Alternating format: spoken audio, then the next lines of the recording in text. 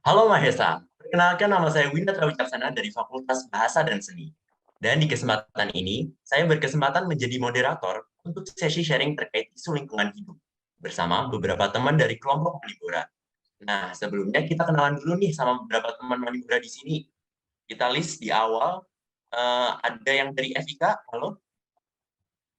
Halo, kenalin aku Faiz. Halo, kenalin aku Krisna. Oke, lanjut yang dari FIP. Halo semuanya, aku Nadia. Halo, kenalin aku Mawarna. Oke, lanjut yang dari FIS. Halo, aku Mufid. Halo, aku Kemala. Lanjut yang dari FMIPA.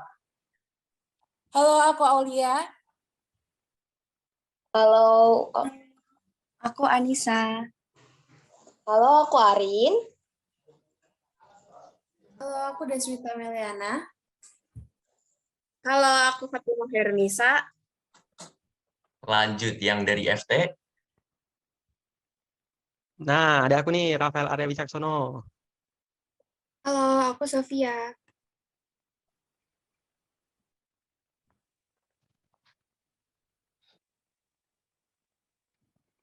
Halo, aku Syarif Hidayat. Halo, aku Sasa. Halo, aku Dewi. Wih, keren, keren, keren, keren. Ngomong-ngomong, gimana nih kabarnya teman-teman yang di sini? Baik, baik. Alhamdulillah baik. Baik dong. Baik. Itu BTW Baik. Nadia lagi ngapain ya? Pas apa megangin gagang kipas tuh. Ini loh, di kotaku lagi panas banget. Aku udah nyetel AC, ini kipas juga udah nambah. Tetap aja masih gerah. Di kota kalian gimana sih? Iya loh, di Semarang juga panas banget gila. Padahal kan daerahku di sekarang itu notabene dataran tinggi kan ya, pegunungan gitu. Harusnya kan sejuk. Ini malah panas banget gila. Ya kan, kalian tahu nggak sih ibu kota tuh kan mau dipindah ke Kalimantan. Nah, itu tuh berdampak kepada pengunduran hutan. Dan nantinya tuh hewan-hewan juga nggak punya tempat tinggal lagi. By the way, aku punya video nih yang relate sama topik kita kali ini. Bentar ya.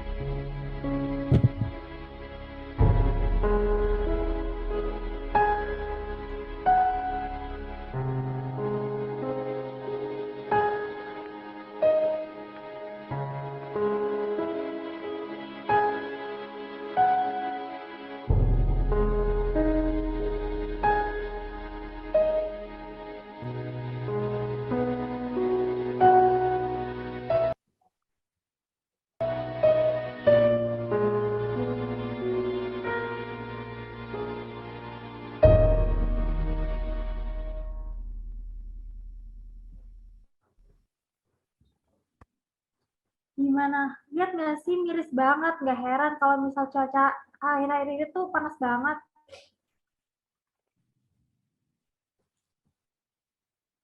Lihat, lihat, lihat. Gila sih video yang lo tampilin itu, Nat. Gilanya itu gini loh, Mas, aku tuh. Itu mungkin adalah salah satu gambaran Kalimantan untuk mungkin dalam waktu jangka panjang gitu kan.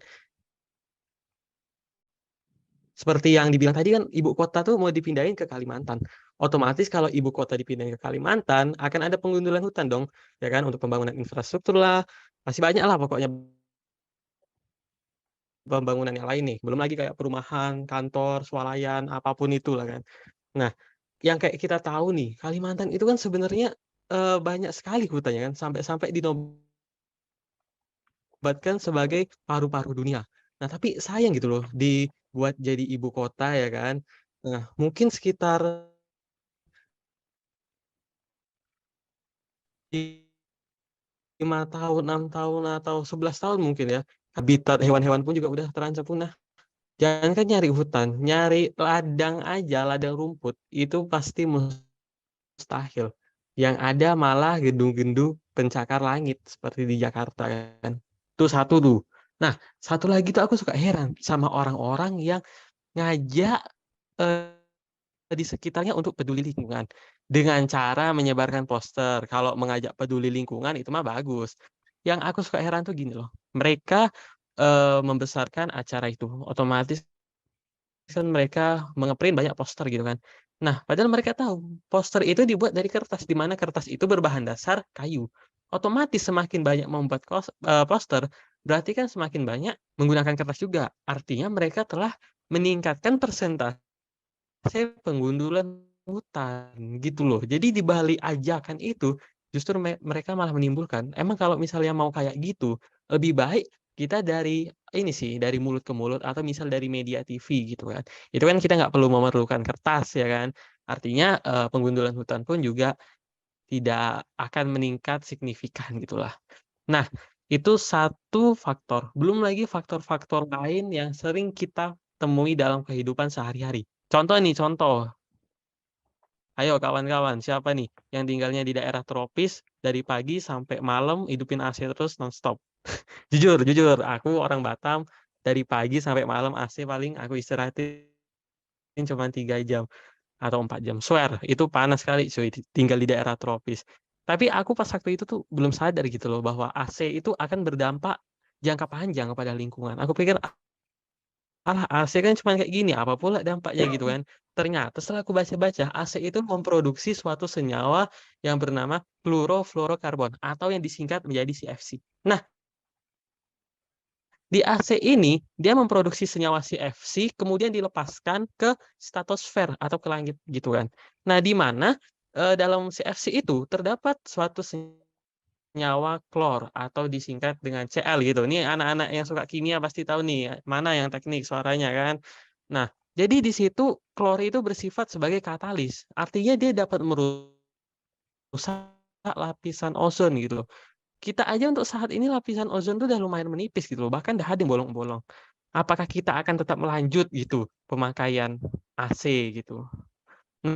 Nah, mungkin itu dari aku sih dampak-dampak yang sering kutemukan dalam kehidupan sehari-hari. Kira-kira bagi teman-teman nih mungkin ada yang tahu atau ada yang ingin menambah tuh kira-kira. Oh iya, ngomong-ngomong soal Kalimantan tuh, penebangan hutan tuh kan berpengaruh banget nih sama suhu yang panas. Apalagi di Kalimantan. Nah, Kalimantan itu kan aslinya hutannya masih banyak, malah masih asri. Tapi malah jadi lahan proyek pembangunan manufaktur. Apalagi ibu kota kan mau pindah nih. Nah, pasti nih tambah-tambah dari panasnya. Terus kalau nggak salah Kalimantan tuh udah banjir nggak sih sebelumnya, padahal mereka itu nggak pernah banjir. Tapi tiba-tiba aja banjir, mungkin karena pembangunan manufaktur itu ya. Oh iya, sebenarnya kita juga bisa loh jadi penyebab global warming. Kayak misalnya ada plastik, sampah, tapi sampahnya itu baru dikit. Nah, udah langsung kita buang, padahal kita bisa tuh nunggu sampai plastik sampahnya itu penuh, baru kita buang dulu. Dan buat kita nih cewek-cewek, kan kita bisa habis kegiatan sering loh pakai pembersih gitu kan. Nah, kita bersihin pakai kapas. Nah, kapas itu termasuk salah satu sampah yang susah di kapas itu termasuk sampah yang susah banget loh diurainya. Nah, biar kita nggak nyumbang emisi karbon di bumi ini, bisa banget nih kita ganti kayak jadi pakai kain atau pakai anduk yang bersih gitu.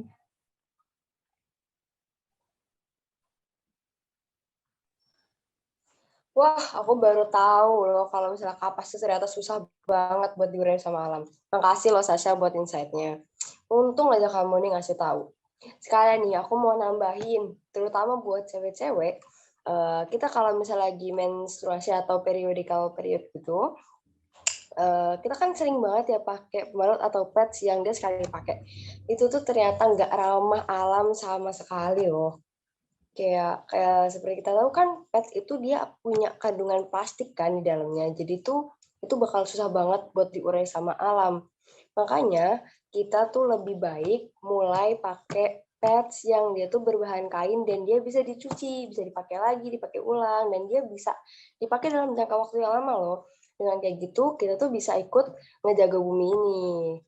Terus kita tuh nggak ada kata telat untuk mulai. Dan kalau nggak dari kita sendiri, mau siapa lagi yang mulai? Harus mulai dari sekarang dan harus dari diri kita sendiri. Benar nggak teman-teman? Bener, aku setuju banget sama Arin. Benar-benar harus dari kita sendiri dan harus dari sekarang. Padahal kelihatannya cuma video animasi monyet sama teman-teman binatang biasa, tapi yang disampaikan dalam video ini benar-benar bikin mati rasa kalau benar terjadi. Ternyata dampak dari global warming itu bukan cuma manusia aja yang mengalami, bahkan tumbuhan, binatang, dan seluruh makhluk di bumi ini. Kondisi bumi yang sekarang aja udah seperti ini. Cukup deh rusak bumi. Mari kita mengurangi segala aktivitas yang dapat memperparah kondisi saat ini. Bisa dimulai dari hal kecil nih, seperti mengurangi penggunaan kendaraan bermotor. Kalau semisal nggak jauh-jauh amat, bisa jalan kaki atau naik sepeda.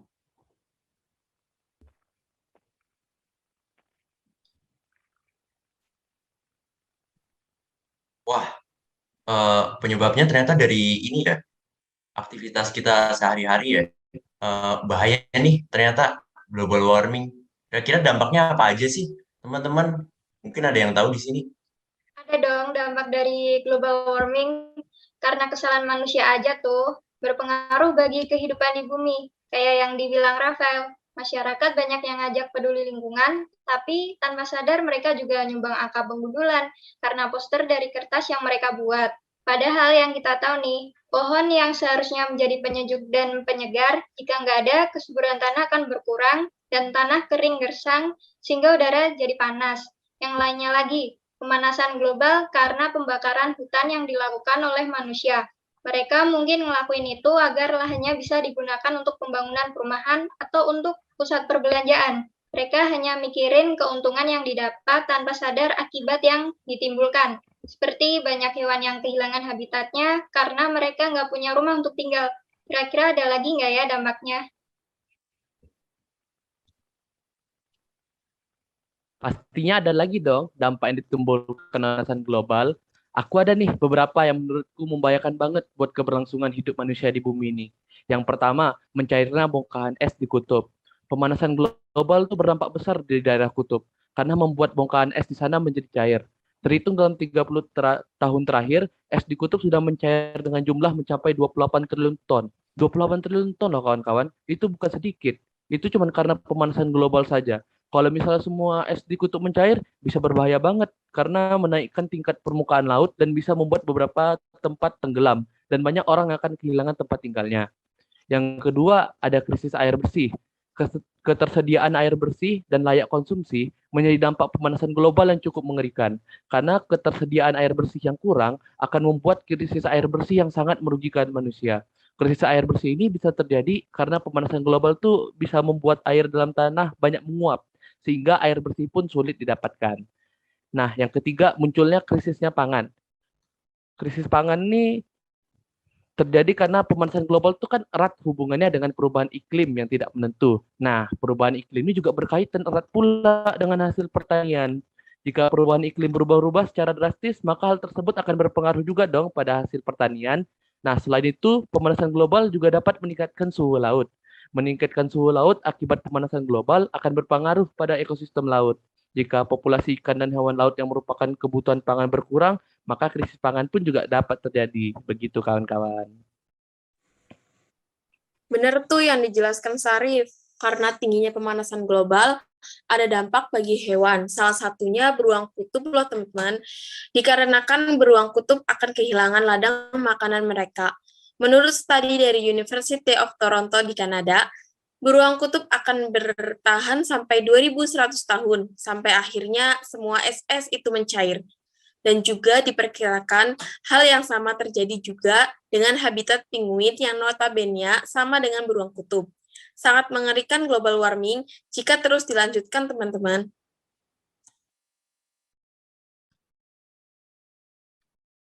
Wah, ngeri ya dampaknya. Kalau kita udah bahas penyebab sama dampaknya, Kira-kira apa aja sih yang bisa kita lakuin untuk mengantisipasinya? Kira-kira dari teman-teman ada nggak sih yang tahu cara mengantisipasinya? Oke, cara mengantisipasinya itu ada banyak. Dari banyaknya penyebab dan dampak yang dirasakan ke kita, menurutku ada cara buat meminimalisir pemanasan global. Dari penebangan hutan dan pembakaran hutan, kita bisa menanam pohon di sekitar lahan yang terbuka agar lebih rindang. Terus, kalau kita jajan, kita bisa bawa tempat makan atau wadah makan minum sendiri. Untuk menghindari barang sekali pakai, apalagi kalau yang dipakai itu plastik. Ya, betul. Sampah plastik adalah salah satu jenis sampah yang sulit terurai. Ada beberapa cara untuk meminimalisirnya. Salah satunya dengan cara mengurangi penggunaan plastik dan bisa diganti dengan barang-barang lain yang bisa didaur ulang. Atau dengan melakukan kebijakan kantong plastik berbayar. Sistem ini memaksa kita untuk lebih bijak lagi dengan harapan dapat mengurangi penggunaan kantong plastik. Benar banget kata Kak Krisna, kita harus pandai-pandai dalam mengolah plastik dengan cara reduce, reuse, dan recycle. Nah, ada cara lain juga loh untuk mengurangi pemanasan global, yaitu dengan cara mengurangi pemakaian AC atau pemakaian air panas. Karena semakin banyak kita menggunakan listrik, semakin banyak pula peningkatan karbon dioksida di bumi dan senyawa yang terkandung HFC atau CFC. Nah, senyawa yang terkandung HFC adalah kandungan gas yang jauh lebih kuat dibandingkan dengan karbon dioksida. Bayangin teman-teman, ngeri sekali bukan? Semakin tipis lapisan ozon di bumi, semakin mudah pula sinar ultraviolet masuk ke bumi yang akan mempengaruhi keadaan di bumi. Seperti itu, teman-teman.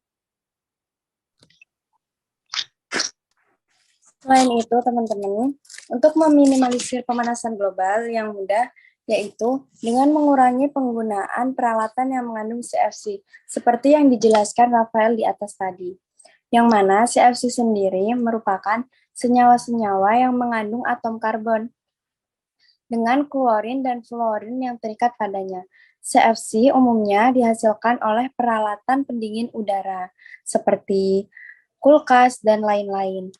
Perlu diketahui juga bahwa saat ini CFC sendiri menyumbangkan kurang lebih 20% dalam proses terjadinya efek rumah kaca. Benar banget tuh, selain adanya CFC atau klorofluorokarbon ini, penyebab dari pemanasan global juga karena adanya emisi karbon yang dikeluarkan dari kendaraan bermotor. Untuk itu, kita perlu mengurangi penggunaan kendaraan bermotor. Mengurangi penggunaan kendaraan bermotor bisa dilakukan dengan cara, jika jarak yang akan kita tempuh terbilang cukup dekat, maka kita bisa berjalan kaki atau menggunakan sepeda. Dan kalau jarak yang akan kita tempuh cukup jauh, kita bisa menggunakan transportasi umum seperti angkot, bis, dan kereta api. Nah, selain dari kelima cara meminimalisir pemanasan global yang sudah disebutkan rekan saya, kita juga bisa melakukan berbagai program pelestarian lingkungan yang melibatkan banyak orang. Kita bisa menyebarluaskan informasi tentang cara mendaur ulang dan konservasi energi dengan orang yang berada di sekitar kita, serta memberikan contoh yang baik untuk menjalankan pelestarian lingkungan dengan kebiasaan yang baik. Oleh karena itu, kita harus memiliki kesadaran diri yang tinggi dalam menghadapi pemanasan global untuk menjaga bumi kita tetap sehat. Mungkin sekian. Wih, makasih banyak nih teman-teman Manibora yang udah diskusi untuk topik global warming kali ini. Kesimpulan yang bisa saya tarik dari obrolan tadi, saya rasa masing-masing teman Manibora kita mempunyai kesadaran dan kepekaan terhadap krisis lingkungan, mulai dari penyebab, dampaknya, sampai cara penanggulangannya. Nah, menurutku ini awal fondasi yang bagus, karena aku yakin bertahun-tahun ke depan, dimulai dari kesadaran kita hari ini, kita bisa menjadikan bumi kita jauh lebih baik. Dan itu sejalan dengan gerakan Bumi Butuh Aksi yang digaungkan untuk tema PKKMB UNES tahun ini. Keren banget sih. Mungkin itu aja yang bisa kami sampaikan. Kurang lebihnya mohon maaf jika ada kesalahan berbuat dan bertutur. Kami dari kelompok Manibora pamit undur diri. Terima kasih banyak. Manibora.